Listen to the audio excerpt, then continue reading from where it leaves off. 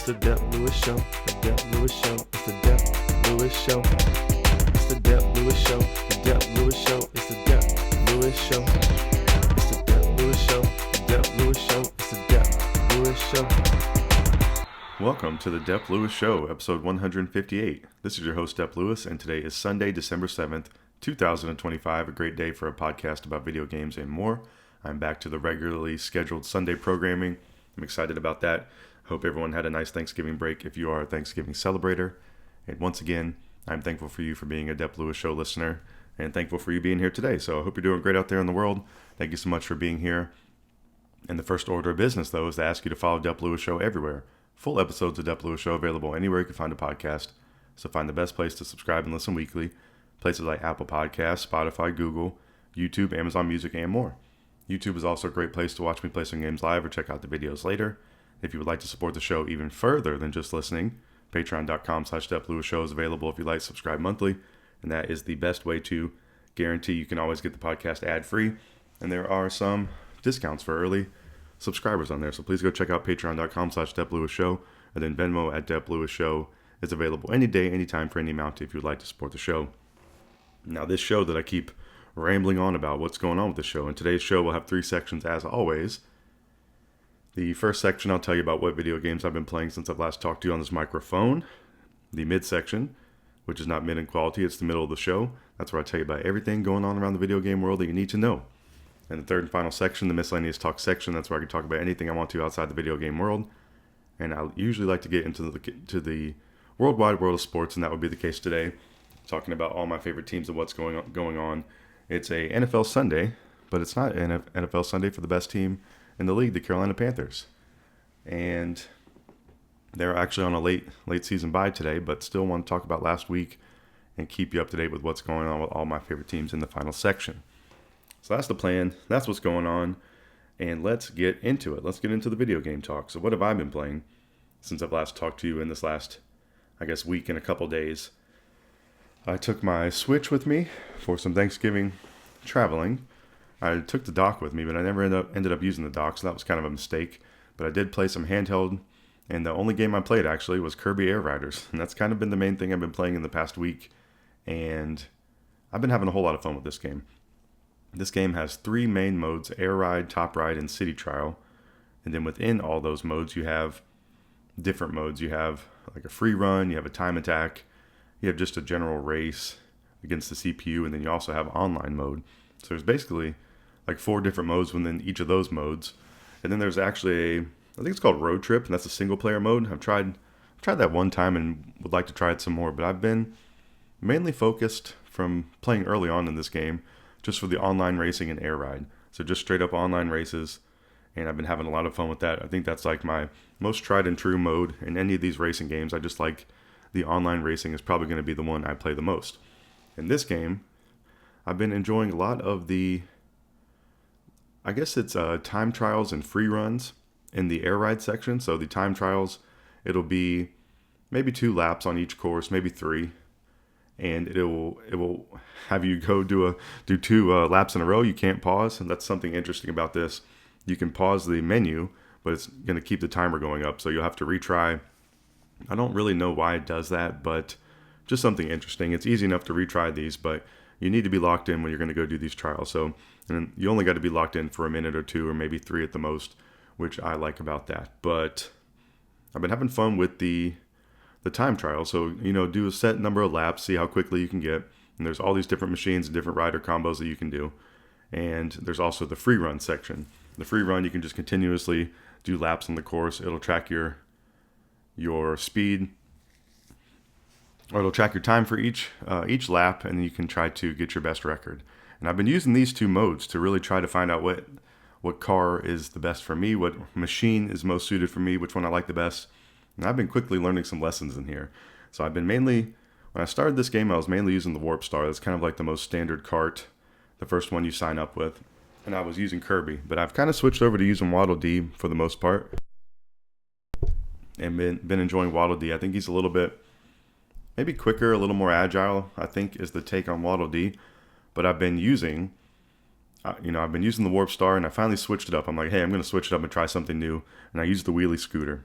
And I gotta say, when I used the wheelie scooter, I was like, man, this is the cheat code. I'm beating all my records on the time attacks. I'm beating all my records on the free runs. I am faster than I've ever been. So I went through, I did all the time trials, all the free runs, everything you can do with Waddle Dee on the wheelie scooter. And then I said, hey, I wonder if I can get faster. And there's beyond the scooter, there's like a motorcycle, so the wheelie bike. And so I'm like, I'm gonna try out this wheelie bike. I'm usually not a big person into changing up my like cart setup or whatever, but I'm gonna try the wheelie bike. And I immediately, I'm beating all my previous records with it each time. Each time not even taking a lot of effort. I just have to go in, do the race again, and I'm immediately faster, more well equipped to get a better run. So it's pretty crazy. So I go through and do all the time trials or free runs with the wheelie bike next. And then then I go to the machine shop where you can buy new machines that you can use. And there is another one-wheeled wonder, and it's called the Rex wheelie. It looks like a motorcycle you might see. It's not going to be like a crotch rocket. It's not going to be like a Harley, but like the big motorcycle you see that looks kind of like they're riding on I don't know, like a float almost. Looks like might be the kind of the easiest one to drive.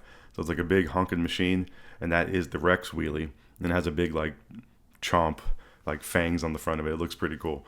But it's big, slow, and bulky, but it gets up to a really fast top speed. And so I go through with the Rex wheelie. I'm like, let me try this out.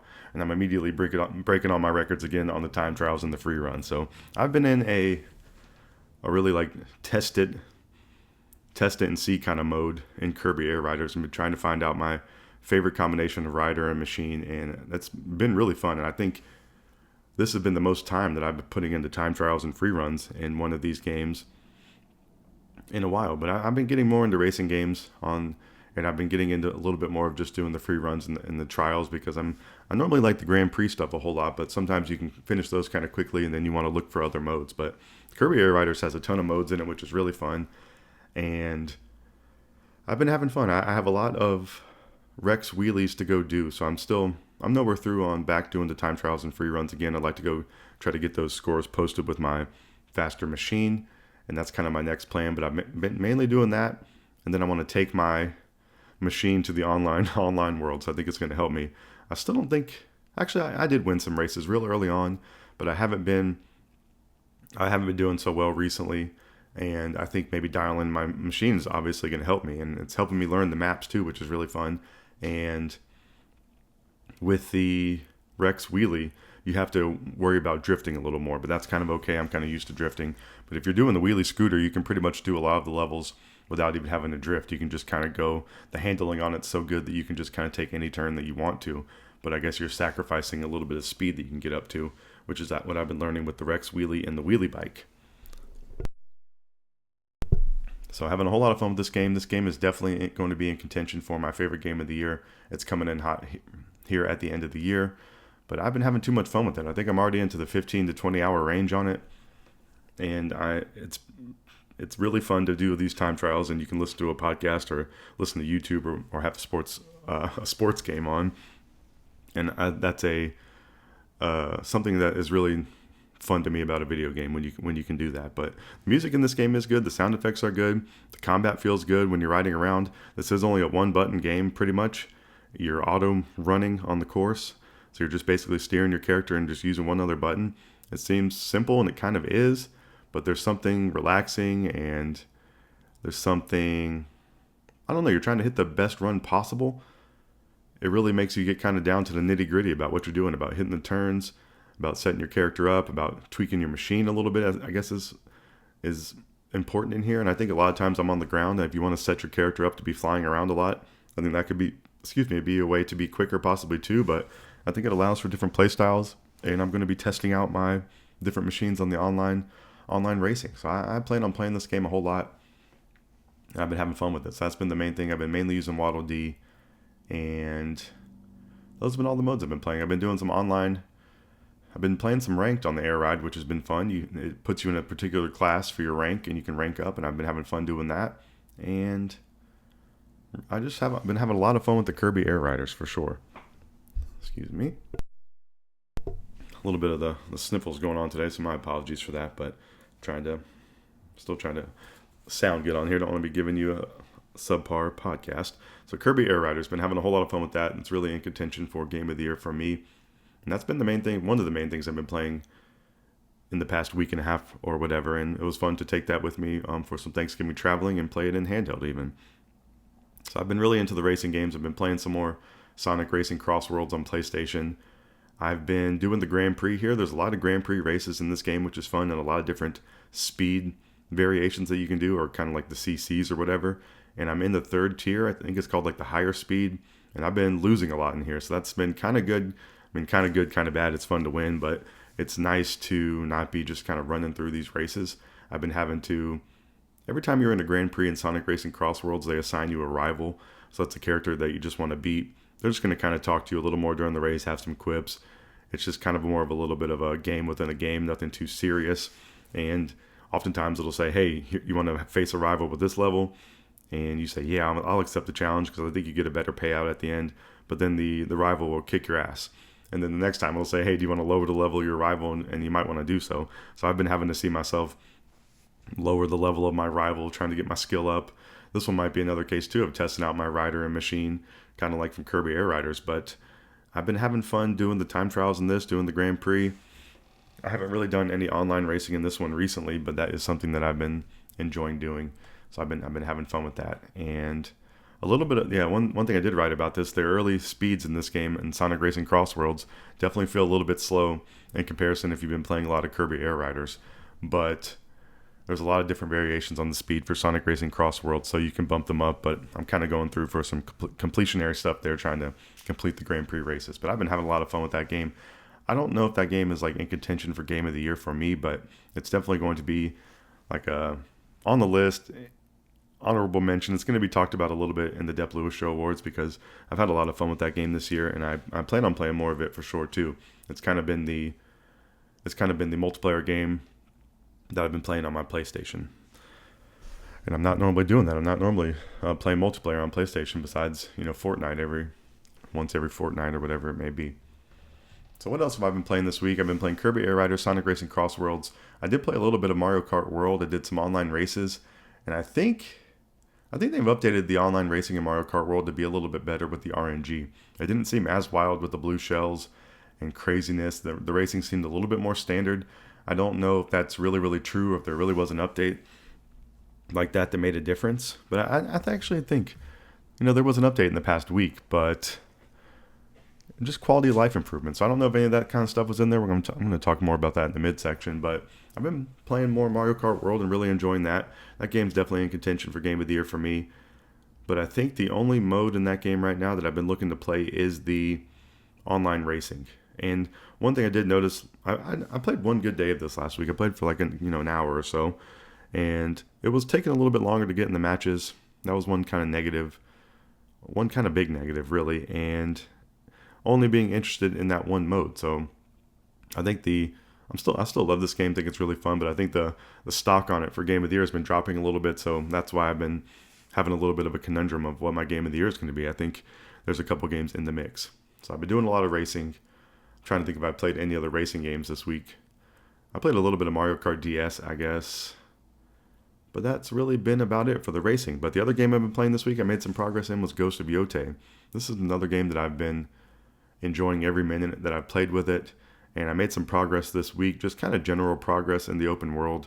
I remembered that you can use your spyglass in this to look around the open world and mark stuff. So I marked like 6 new things at one point, maybe not 6, but that's kind of exaggerated, but definitely 3 or 4 things that were just kind of right out in the open that I marked and was able to go get.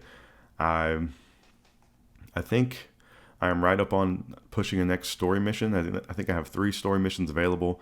I pulled up to somebody's house just a minute ago, or his dojo or something like that, and I saved right before it. But I've been having a lot of fun with this game. This game is definitely in contention for Game of the Year for me, and something that that's been the main thing that I've been playing on PlayStation. Kind of the Ghost of Yotei, Sonic Racing CrossWorlds has been my PlayStation combo recently, and then I've been doing my Switch thing, as I'm always doing. That's everything I've been playing in the past week. I'm trying to think if anything else has slid in there.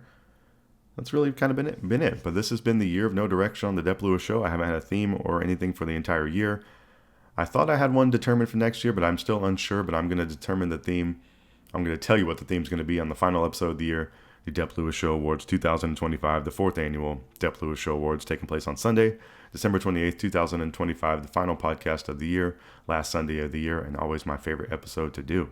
I'm going to be naming the game of the year, the best game from a prior year. I'm going to be doing my top 10 games of all time. I'm going to have some other categories as well, and I am looking forward to it. I really started kind of planning it out more than I have in this past week, and I think some of my categories I have kind of locked down. I don't think game of the year is. I think best game from a prior year I have pretty much settled. Top 10 games of all time I think I'm pretty close on, which is pretty fun. That's kind of like a daunting list to do, and that's going to have to be one where I take a stab at it this year, and then I'll have all next year to correct it or change it. But I'm going to try to do the best I can to think and ponder and wonder what my favorite 10 games of all time are. And I'm going to have fun tracking that year over year, and that's the plan. So I guess there are 2 podcasts 2 Sundays before that. I just want to keep making sure you're aware of the Dep Lewis Show.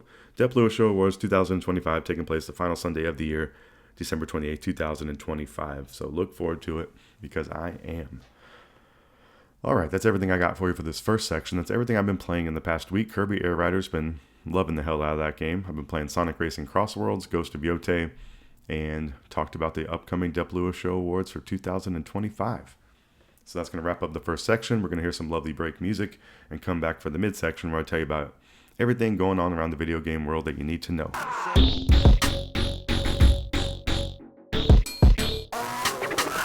Welcome back to the midsection of Dep Lewis Show, episode 158. This is where I tell you about everything going on around the video game world that you need to know.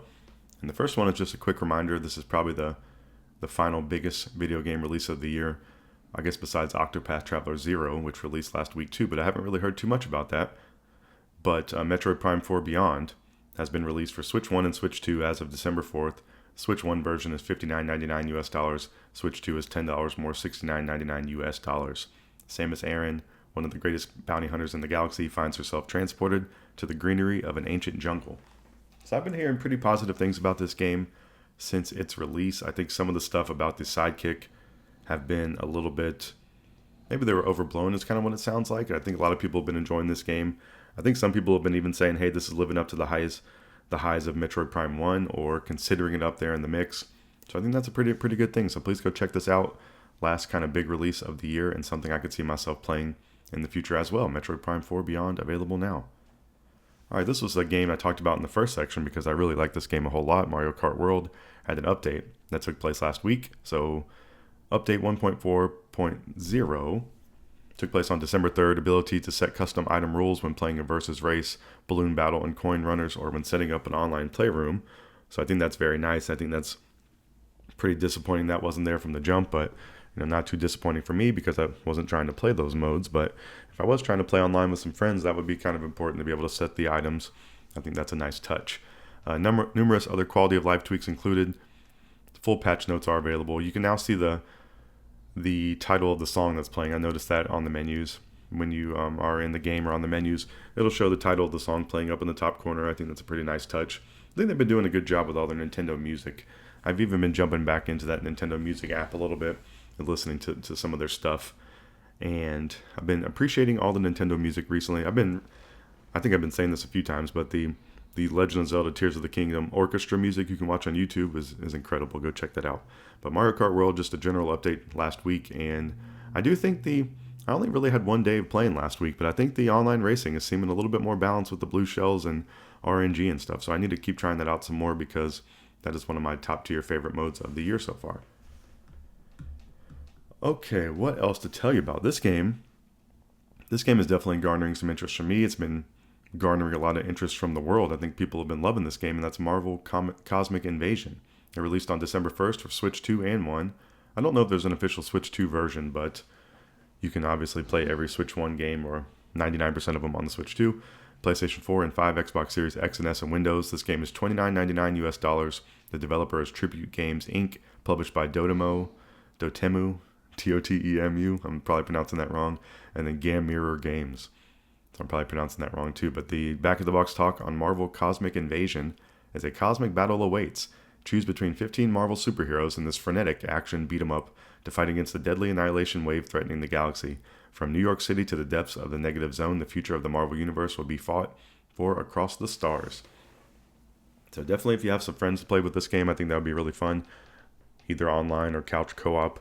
I think this is, I don't know if the same people that did the most recent, TMNT Shredder's Revenge, I think they might be the same people that did this game, but I've been hearing, the pitch on this sounds pretty cool, but I've been hearing really, really great things about this. So if you're any bit interested in a beat 'em up game, or if you're a Marvel fan or a fan of the two, would be the super combo.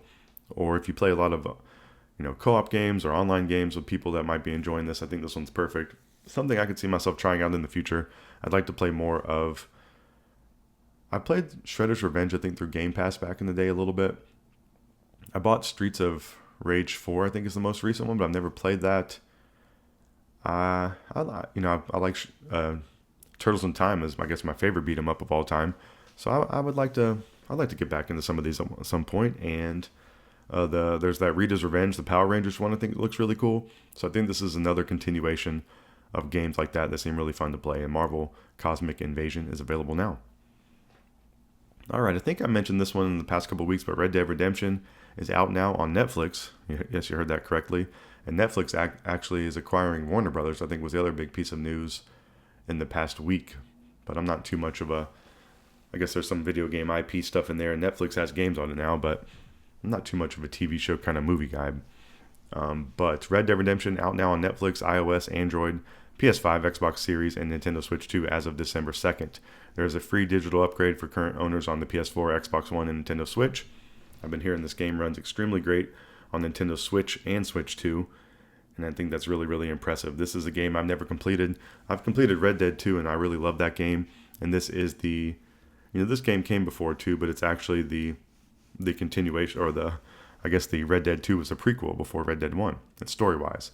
But in Red Dead Redemption, you experience John Marston's journey across the sprawling expanses of the American West and Mexico to hunt down the remaining members of the Vanderlinde gang in Red Dead Redemption, along with his fight to stop a virulent zombie plague and undead nightmare. Now available for the first time on iOS and Android mobile devices, and free on Netflix for subscribers.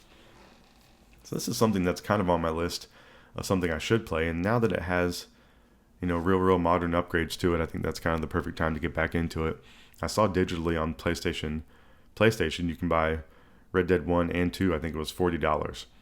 And this game, I think it generally kind of goes on sale. I think it normally runs you $20-$30 for the digital version, but just something to keep your eye out. If you never played Red Dead Redemption, I'd highly recommend Red Dead 2. I think that's an amazing game, and Red Dead 1 is something I need to get back into at some point. All right. The next game I want to tell you about is Hitman World of Assassination. If you don't know about that package, when Hitman 3 released, I think it was in 2022 possibly, and then in 2023 they rebranded Hitman 3 to be the World of Assassination. So that's basically Hitman 3 plus 1 and 2. So all the content from those 1, 2, and 3 are in this Hitman World of Assassination package, the definitive stealth action experience putting you in the shoes of Agent 47, a master assassin. Explore immersive locations, uncover hidden secrets, and eliminate targets with complete freedom of approach. $69.99 for the full package, developed and published by IO Interactive. This game is extremely cool, something I've tried to get into when the Hitman 1 and 2 released. I don't know if I ever really gave 3 too much of a try. They went into the World of Assassination, which I think is really cool, just trying to kind of put all the content in one place and keep it going. And they've been doing, adding some content to the game. A really great person to watch play Hitman is Leo Vader from MinMax. So they did a stream. Leo and Haley were on the stream last week playing the new elusive target, which is Slim Shady. So it was pretty awesome. So please go, if you want to go watch some footage of this, please go check out MinMax. Haley and Leo played the new Eminem vs. Slim Shady elusive target. So they say, won't the real elusive target please stand up? And this is taking place from December 1st through December 31st. So only for a month of time. So if you're listening real time, you still got a couple weeks. But in his latest album, The Death of Slim Shady, the rapper attempts to put his other self away. But now Eminem recruits the legendary assassin Agent 47 to put his past away permanently. In this surreal new mission crafted by Eminem in collaboration with IO Interactive and creative producer Paul Rosenberg, the level is packed with dreamlike twists that mirror Slim Shady's unhinged reality. Operatives find themselves in a medical facility in Hokkaido that has been twisted into I don't know if it's Pop Som Hills Asylum. So watching this is extremely fun. I think maybe I like watching this game more than I like playing it because it seems just too stressful for me or something. There's too many ways to complete the mission. There's too many things that can happen. There's too many choices. I think maybe that's a little bit of the thing that hasn't clicked with me with this game. I think it's just a really cool game, something I could see myself getting into in the future. And even watching Leo play this on the most recent one, I'm like, man, it's still that same feeling of like being nervous or stressed out while watching this. But I'm sure you get over that at some point after you play this game enough. And if you want to hear anyone talk highly of Hitman, it's Leo Vader. So please go check that out and go check out any of his content if you want to get some more insight on Hitman before you go, spend your hard-earned money out there. But it looks very cool and available. The Eminem vs. Slim Shady portion of Hitman World of Assassination is available until December 31st, so until the end of the year. What else took place in the past week that I want to tell you about? Let's see, Elden Ring Nightreign, that's a video game, the standalone adventure within the Elden Ring universe, crafted to offer players a new gaming experience by reimagining the game's core design. It initially released in May 2025, and it has a new DLC that's available right now, The Forsaken Hollows. Available December 4th. It's $15 for the DLC edition. It adds 2 Nightfarers, which I believe are characters that you control in the game, 2 new bosses, and 1 new shifting earth. So not something that I've played. I just haven't really played too many like co-op video games recently. I've mainly been doing some online racing if I've been playing online at all. But this one looks pretty cool. I think a lot of people have liked this. And, adding content to it is a great thing. So DLC available now for the Elden Ring Nightreign, and that is the Forsaken Hollows DLC. All right, you may have seen a Banjo-Kazooie announcement last week. This is not an official announcement, but Banjo-Kazooie Mumbomania is available right now. And this is I don't know if you call it a homebrew or a passion project or unofficial development. I'm not really sure of how to categorize this, but it's available to play in Dreams, which I haven't thought about in a while. But Dreams was a PS4 release in February 2020, which is basically like a playground for making video games. I don't know if they'd call it like a dev kit or a engine that you can use to, with some pre-rendered assets in there that you can use to create games. But someone has made this game called Banjo-Kazooie Mumbomania, and it's a brand new game featuring everyone's favorite bird and bear. And they're definitely, they're definitely my favorite bird and bear. So you have to buy Dreams if you want to play this, and Dreams is $19.99 US on the PlayStation Store, something I haven't thought about in forever. But within Dreams, you can play Banjo-Kazooie Mumbomania. And it's a brand new game featuring Banjo and Kazooie. Impressive looking platformer made for Sony's game creation platform that looks good enough to be made by Rare itself, is what someone said. You can see a trailer was released via social media this week, and I think is an extremely cool thing. I thought about shelling out the $20 for this, and I may do it at some point. That's someone who really does just love Banjo and Kazooie. I think that was the first N64 game I ever got, and just a really cool thing. And I think I don't know the legalities of this or how they're able to do it, but I guess since it's created within Dreams, but it seems like it has the music in there, or maybe the music's a tad off. But either way, just please go check it out. Especially if you're just a fan of Banjo and want to go see something cool, go check out Banjo-Kazooie Mumbomania. It seems like those people, did some really great work there, and just really cool. All right, MLB The Show is coming to mobile. That's an announcement here. A new standalone experience built from the ground up to deliver realistic baseball gameplay on mobile devices, coming to iOS and Android. It may be available right now in some regions, but a major rollout is coming soon. And there were kind of sparse details that I didn't look too seriously, but this was announced.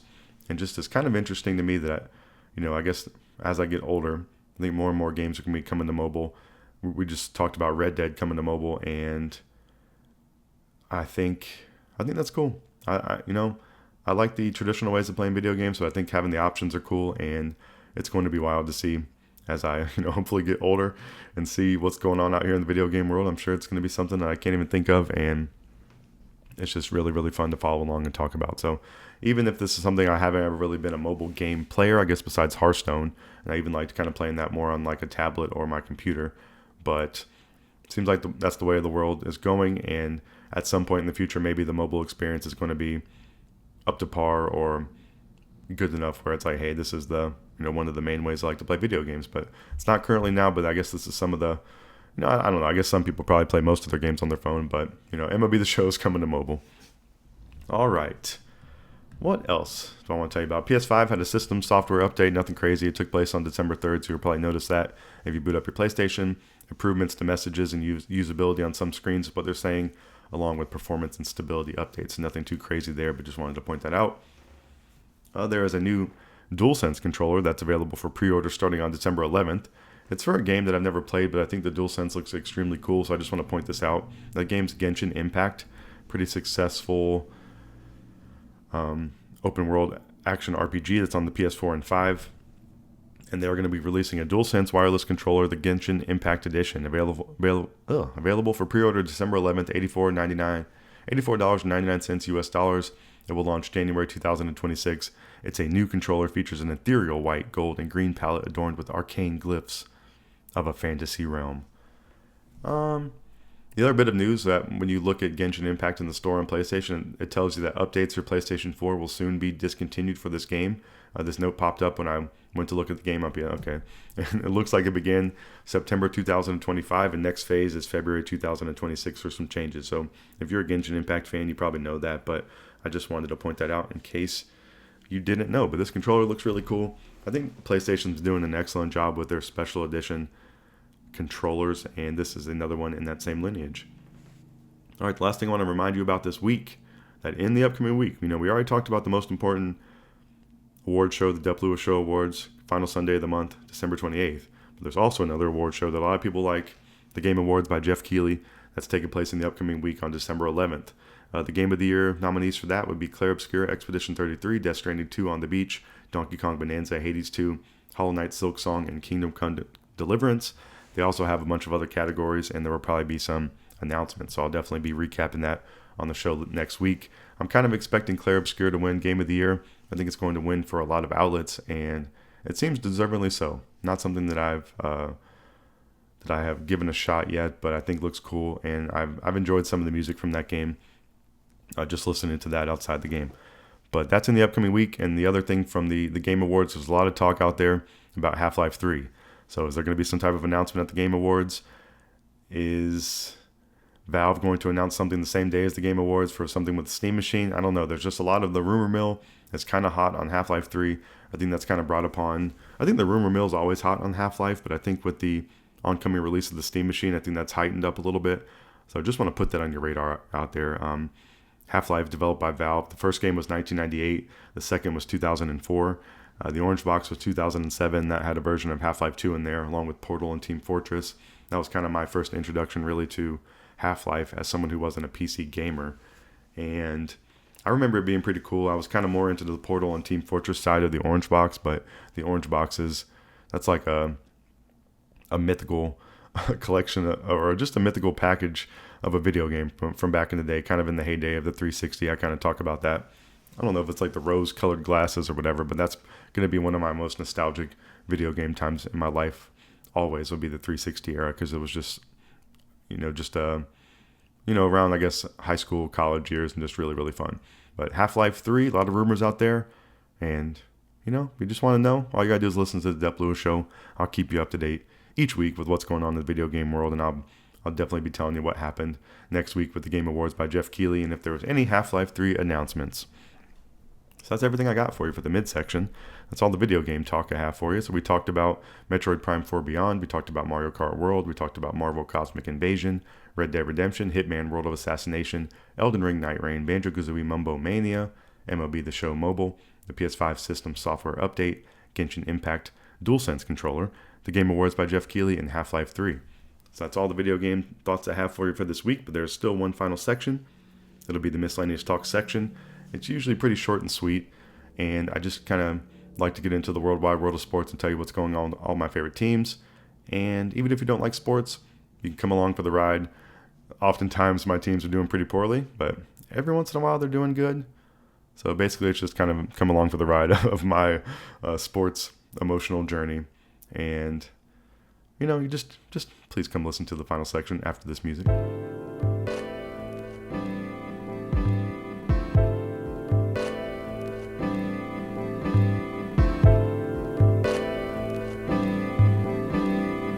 Welcome back to the final section of Dep Lewis Show, episode 158. This is the Miscellaneous Talk section, where I can talk about anything I want to outside the video game world.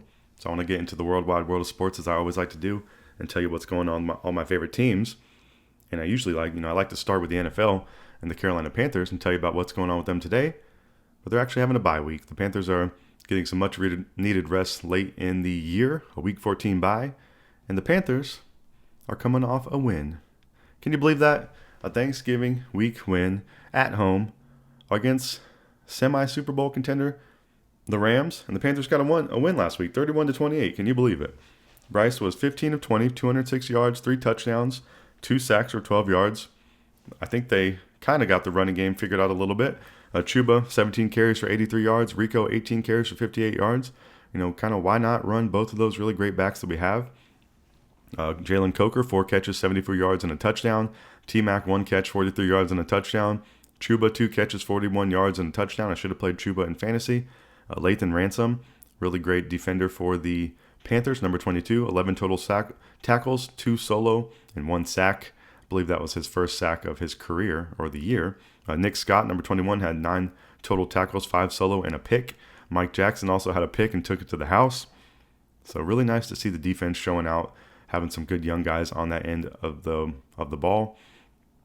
And it's been nice. It's just been nice to see the young guys in there really coming to ball now, and especially Bryce just kind of running the show.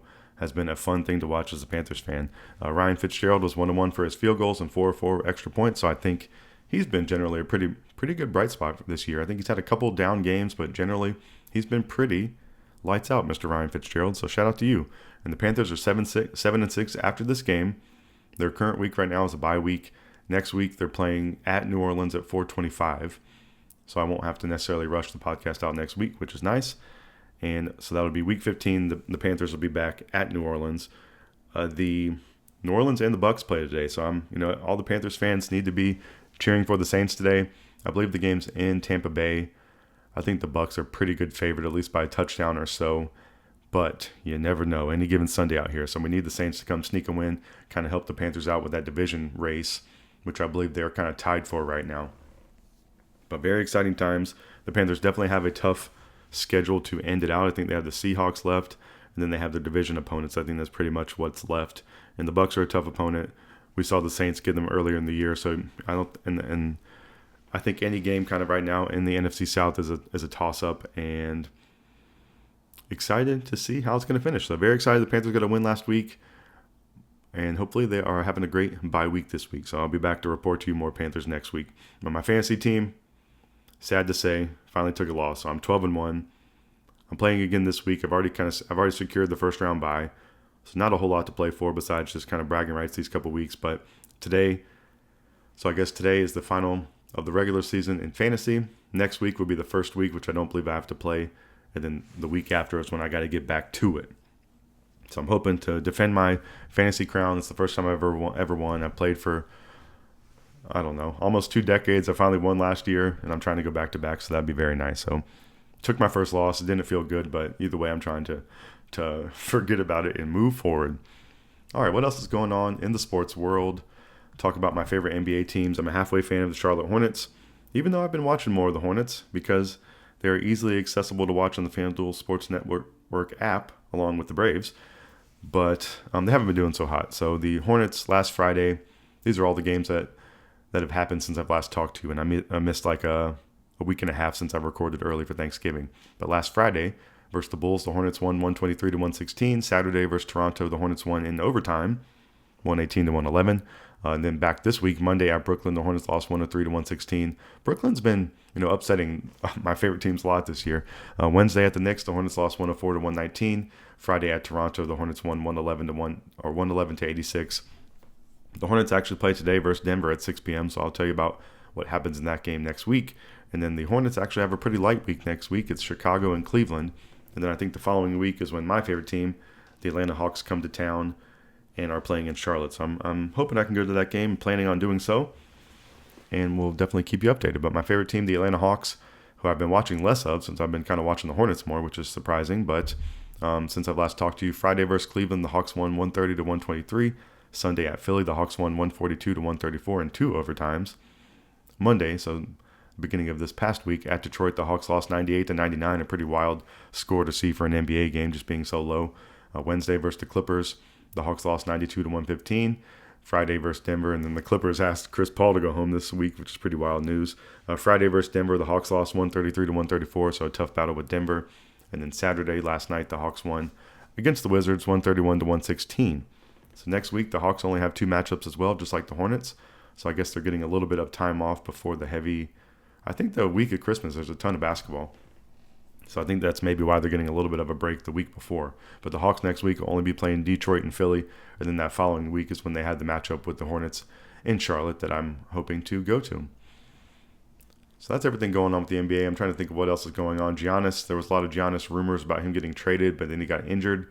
It seems like it might only be a calf strain, but the calf strain is the one you got to worry about because I believe it can lead to the Achilles, I believe is the case. I'm obviously, I'm no doctor here. I'm sure you all thought I was, but I always get those confused between the ACL and the Achilles, but I think the calf strain is one you definitely have to watch, that it can lead to a stronger injury. I think that's what happened to Halliburton, and Giannis has had some injuries in his career, so they should be very cautious.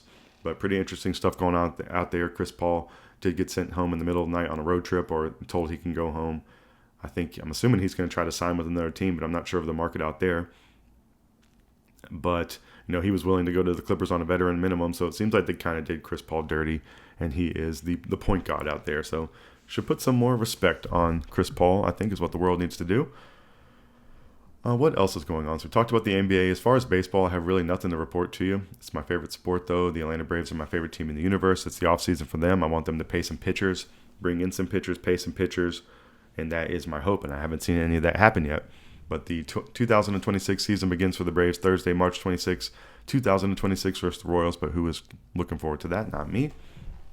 And that is really everything. That's all I have for you. So, talked about the Panthers. We talked about the Hornets, the Hawks, and the Braves. I hope the Panthers have a good off week, and they'll come back next week against the Saints. So I'll be talking about that matchup some more on the show next week.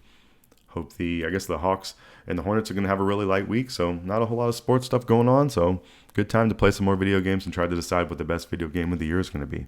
So that's going to wrap up this final section of the show, and that's going to wrap up the entire show. So I'd like to reiterate some promotional talk from the beginning. Please follow Dep Lewis Show everywhere.